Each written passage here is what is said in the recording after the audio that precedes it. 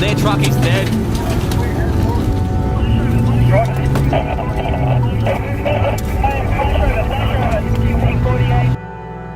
Okay, let's work, Mara. Get in. Get in, guys! Go!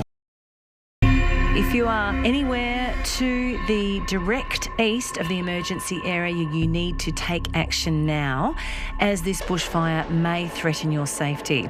If you're not prepared, then leave now, and if the path is clear, go to a safer place.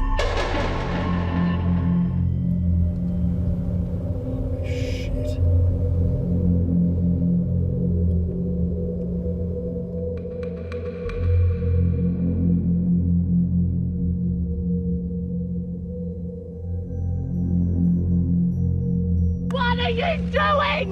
Nothing! Get more money for it! People were asking whether this is the new normal, but unfortunately this is probably not the new normal. This is a step towards a different new normal that will be worse than what we're seeing now. The loss of 2 volunteer firefighters who died last night while fighting a blaze southwest of Sydney represents a grim new low point in the current bushfire emergency. Australia have just had, in 2019, their highest year temperature-wise ever recorded. You have the second highest carbon emission per person on Earth, and you are burying your head in the sand. This is a climate emergency. You're not a climate skeptic, you're a climate denier.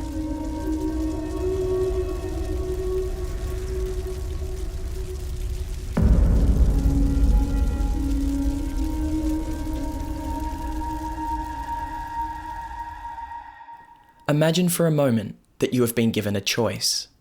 A choice between risking your life to defend your home and land, or leaving it behind, along with your possessions, memories, and even animals. This choice may have to be made in the space of mere minutes, and sometimes you may be forced into the first option, no matter how prepared or otherwise you are to defend your life and home. For many people, this hypothetical brings to mind images of a war zone. But this particular fight is not between people, but of the people against the very land on which they live. At the beginning of 2020, the world watched as Australia burned. Scenes of panic, loss, and heroism were broadcast around the world. And as the ash settled, we all tried to wrap our heads around the statistics. Almost 500 people had perished in the blaze and smoke. More than 3,000 homes were burnt to the ground, and 3 billion animals were killed, 60,000 of which were the country's iconic and endangered koala. Perhaps the most difficult to comprehend, however, was the total area burnt. 24 million hectares. To put that in perspective, if these fires had occurred in the UK, there would not be a single piece of land left unscorched. The entire of the United Kingdom would be in ashes. The horrific 2019-2020 Australian fire season is now known as Black Summer. One of the areas worst affected by the Black Summer bushfires was here in the Bega Valley where I grew up. 61% of the whole shire burnt, claiming the lives of 4 locals and destroying over 500 homes. I was overseas at the time, and I can distinctly remember constantly updating the Fires Near Me app and watching the fire front bear down on my childhood home where my parents still lived, surrounded by tinder-dry eucalyptus forest. Miraculously, the blaze changed course before it reached the house, but many in the valley were not so lucky, and grief-stricken residents began demanding answers of government officials as to why our now ravaged community was unable to be saved. Today has been absolutely extraordinary. I've covered plenty of bushfires in my reporting career. I have never experienced anything like this. You need to be here to understand what it is like being in communities that are entirely cut off. To the south there were bushfires, to the west there were bushfires, to the north there were bushfires, and in every direction roads were cut off. The general attitude towards politicians at the time is probably best characterised by this now legendary interaction between the Australian Prime Minister at the time and a local woman who I actually went to high school with. What residents couldn't say with their hands, several said with their voices. I'm only shaking your hand if you give more funding to our RFS. So many people here have lost their homes. So, surely this kind of mega fire was a once-in-a-lifetime event, right? Well, sadly no. 10 years before Black Summer, one notorious summer day saw fires rage all across the state of Victoria, the worst of which ended up decimating an area just outside of Melbourne. It's 46.4 degrees in Melbourne, the city's highest temperature since records began. Victoria is the hottest place on Earth. Following a string of days above 43 degrees Celsius or 110 Fahrenheit, hot, dry winds exceeding 100 kilometres per hour blew in from the desert, turning this area north of Melbourne into a tinderbox of crisp, desiccated leaves and grass. This blistering wind then brought down power lines, which immediately ignited the cracker-dry forest and farmland. The blaze shot up through the canopy and, propelled by the desert wind, began its march through several localities before reaching its peak ferocity in Kinglake, where flames were recorded reaching 100 feet into the air. The fire front changed direction so unpredictably and with such speed that many residents were unable to escape in time, as the surrounding forest, which had always provided such a beautiful backdrop, now became their worst enemy. By the end of that horrifying day, 120 locals had died in the blaze, alongside another 53 people elsewhere in the state, where almost 400 other fires were burning. For the survivors left in towns such as Kinglake, collective experiences of desperation, loss and perseverance became the new norm, personified in stories like that of Kinglake resident Darren Gibson.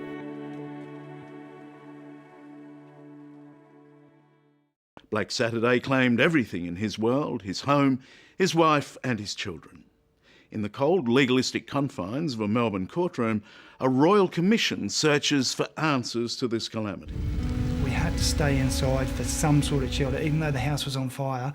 And then the house, even the flames, was going across the roof. And we were still there, but then I got a big gulp of like poisonous gas or something like that, and it almost choked me, and I said, "Get out, get out." Darren grabbed 3-year-old Jai and baby Ava. His wife Leslie took 4-year-old Keona. But once outside, the flames seared their skin. And then Leslie was screaming, "It's burning, it's burning." And so then I said, "Leslie, we've got to go down the mountain." So I said, "You have to jump the fence and go, you know." And so she's jumped the fence with Keona and gone down. But when Darren caught up, he found Leslie slumped on the burning hot earth. And I'd noticed her sitting there. I noticed her sitting there on the ground with Keona like this, nursing her. And I just couldn't understand why Leslie was sitting on the ground over there. And I've yelled to her, "Get to the dam, go to the dam." The dam was about another 20 metres. And she yelled to me, "I can't move." So I thought, okay, I've got to try and save Ava first. And I put Jai down on the towel. And I ran straight across to the dam. There's a little fence. I just threw Ava over. I don't even know where she landed. I just threw her. And then I'd run back. And I just ran back, seen Leslie and Keona had passed away. And his wife and daughter dead and unable to find Jai, Darren raced back to where he'd left 2-year-old Ava at the dam. And we laid there on the edge. Just on the edge with all of our body in the water and just our heads out. Father and daughter were finally found by a neighbour and rushed to hospital, where Darren spent a month in a medically induced coma. He awoke to find that Ava too had died. She looked really peaceful, and when they decided to turn the machine off. So she was really peaceful, and I prefer to think of it as she decided to go with her mum and her brothers and sisters. And you know, Charlie, it's probably a good thing because she was quite burnt. So it was probably a good thing in the end. This memorial just outside of Kinglake commemorates the 173 people who lost their lives on February 7th, 2009, a day which is now remembered as Black Saturday.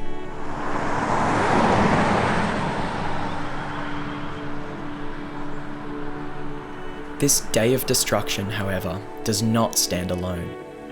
Take, for example, Ash Wednesday, which killed 75 people in 1983, or Black Friday in 1939, where 3/4 of the state of Victoria burned, sending plumes of ash as far as New Zealand.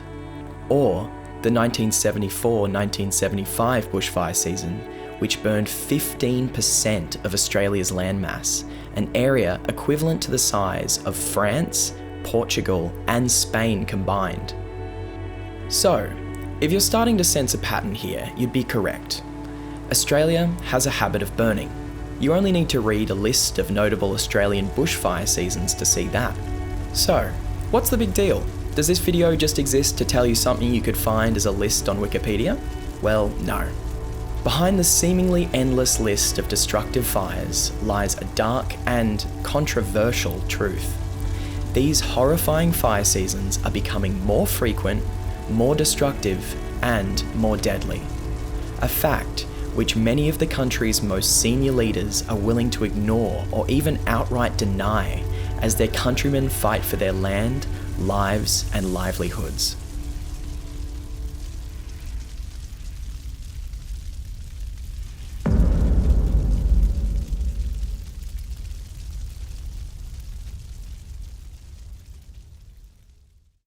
The human species, for all its intelligence, has a difficult time comprehending the concept of change, and an even harder time believing in any change that is yet to impact them personally.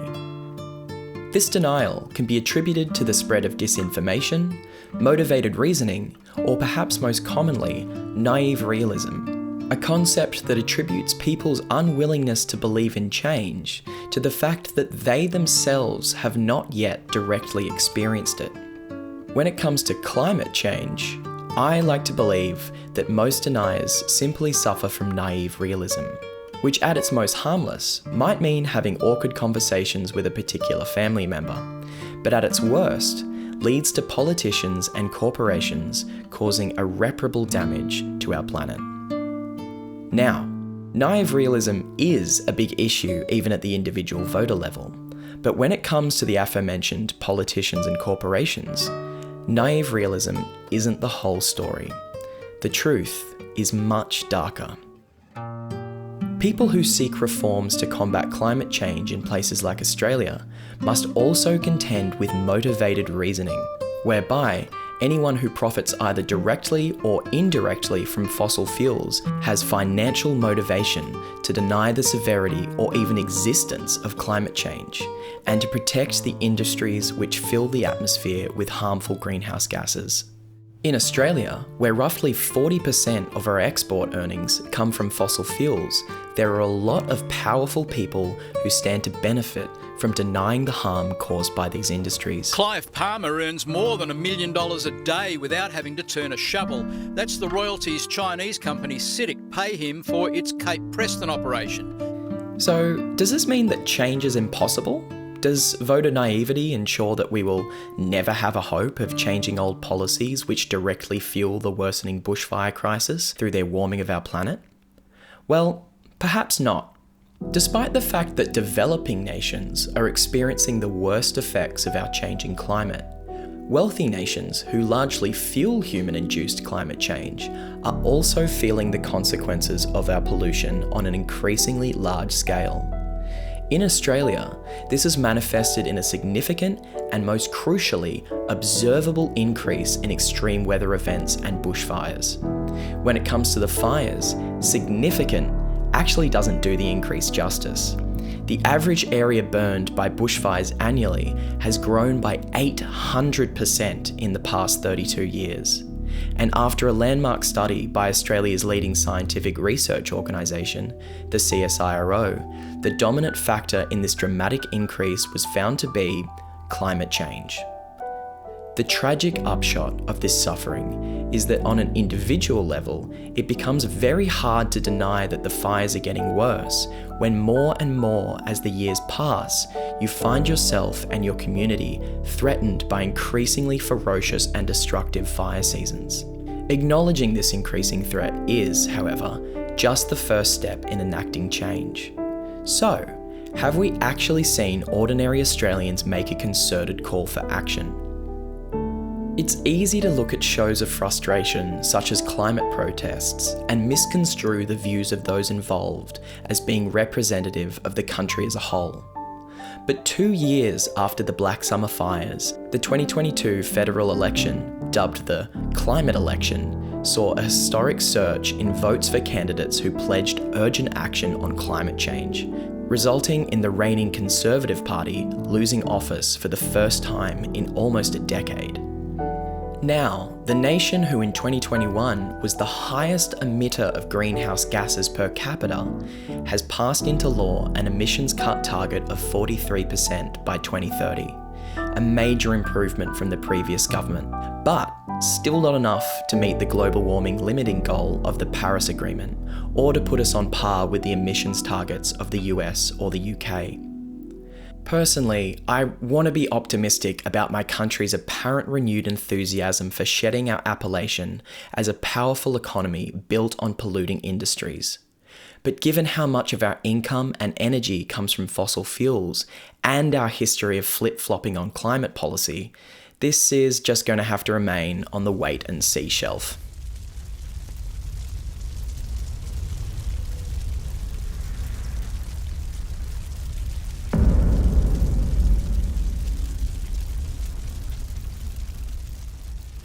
Let's assume, though, that leaders reverse the trend of making hollow election promises and actually commit to a long-term and major reduction in our emissions. And over the course of many decades, we begin to see Earth's temperature stabilise and then perhaps even start to drop back towards pre-industrial levels. In this best-case scenario, however, where leaders recognise and accept that the only way to halt the exponential increase in natural disasters is to stop global warming, we must still account for the short to mid-term outlook in a world where, at least for now, these disasters will only get more deadly. When it comes to bushfires, emergency leaders for climate action and the Climate Council have several recommendations.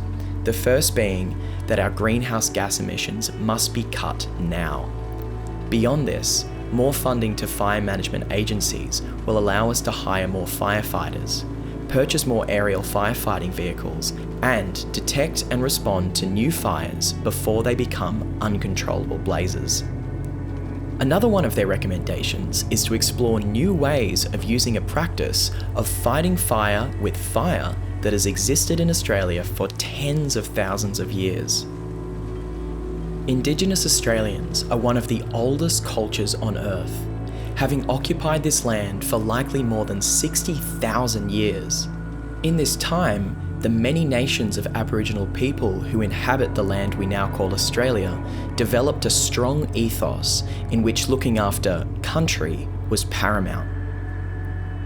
Their relationship to the land is best encapsulated in phrases such as healthy country, healthy people, and there are many practices which Aboriginal people believe are crucial to maintaining this relationship between people and country. One such practice is known as cultural burning, whereby low-intensity fires are deliberately lit, clearing out dense undergrowth while leaving tree canopies intact. This cool burning practice not only assists in hunting, but also encourages new growth and protects the land from uncontrollable bushfires. By examining charcoal deposits in sediment samples, we've been able to determine that cultural burning practices may have suppressed extreme bushfires through reducing fuel, which made it harder for wildfires to catch on and spread through the bush that may have otherwise been filled with dry, highly flammable undergrowth. This evidence is now prompting research groups to recommend adopting cultural burning as a routine part of our fire management strategy. Now, a handful of places around the country have taken this advice on board, one of which being the Bega Valley, where cultural burns have been successfully undertaken here in Tathra West. I like to know more about my tradition, how our habitats burn and all that. So my pop's one of the traditional owners of this land. Yeah, so I'd like to follow him by his word and all that. Look after the land like he'd like us to. We've got some evidence at Tathra that the work we did there last year had an impact, a significant impact in terms of the wildfire effects back in March. So we see, and others see, that if we can do this work on the Bega Land Council land that forms the interface with townships, you know, we can reduce the risk of a repeat of what happened in Tathra. You know, wildfires, you can view them as a natural phenomenon or you can see them as a man-made phenomenon. I'd suggest the latter. I think it's because of the lack of proper land management with fire that we end up in that situation. I think we can, by using these techniques, we can avoid that in the future. But what about on the individual level? What if you're someone who lives in a fire-prone area and wants to do everything you can to prevent losing your home to the ferocious intensity of a bushfire? Well, if you happen to be building or renovating your home, you'll need to know the bushfire attack level, or BAL rating, of your property. This rating system designates how at risk your home is from embers, heat and flames when faced with a bushfire, and what materials and construction methods you must use in order to give your house the best shot at surviving a fire. For example, my parents are currently renovating their home to meet BAL 40 standards.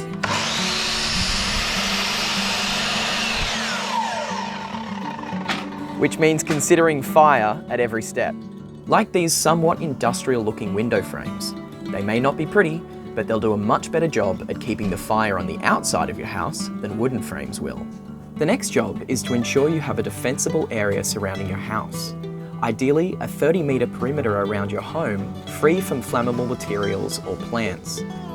Any plants near your home should be considered fire-resistant, like this camellia, or even better, fire-suppressant. Cleaning your gutters of leaves and bark is also super crucial. There is, of course, a lot more that goes into making your home fire ready, so I've left some links below for further details. And finally, everybody, even city slickers, should have a bushfire plan, which begins with making a decision on whether you will leave early or stay and defend when faced with the threat of a bushfire. The Department of Fire and Emergency Services has an online tool to help you start making your bushfire plan, which I've also left below. When faced with a threat which by its very nature is out of control, it's easy to feel like we as individuals have no control over this threat. But this resignation, while understandable, doesn't help. So I want to encourage you to take a moment out of your busy life and consider and appreciate the land on which you depend for your survival. The land on which sits your home, grows your food, and supports the forests which produce the very oxygen you breathe. Climate change and the increase of extreme weather events around the entire world is now the greatest threat to the survival of the human race. And without a large-scale reduction in our emissions, we face everything from a collapse of food production to the rapid loss of habitable land. These climate change-induced struggles then cause mass migration and conflict, which we are already observing in places like West Africa, Afghanistan, and Pacific Islands. No nation, regardless of its wealth, can insulate itself from the unfolding climate disaster. Civilization and all life on Earth exists as an interconnected organism, and sooner or later, we will all find our lives significantly impacted. So while we still can, we owe it to ourselves, our fellow humans, and the ecosystems that support us to act now, by making our voices heard and applying pressure to our governments and corporations to first rethink their relationship to the Earth, and then enact the changes we need to ensure our species' survival. Thank you for taking the time to watch this video, and to learn more about something so complex and provocative. These kinds of topics can be distressing, but I urge you to do what you can to maintain the kind of positivity and resilience shown by so many of the victims of the bushfires here in Australia. Together, I believe we can make a real difference. please consider subscribing and leaving me a like or comment to help support the channel. It really goes a long way. Have a great day.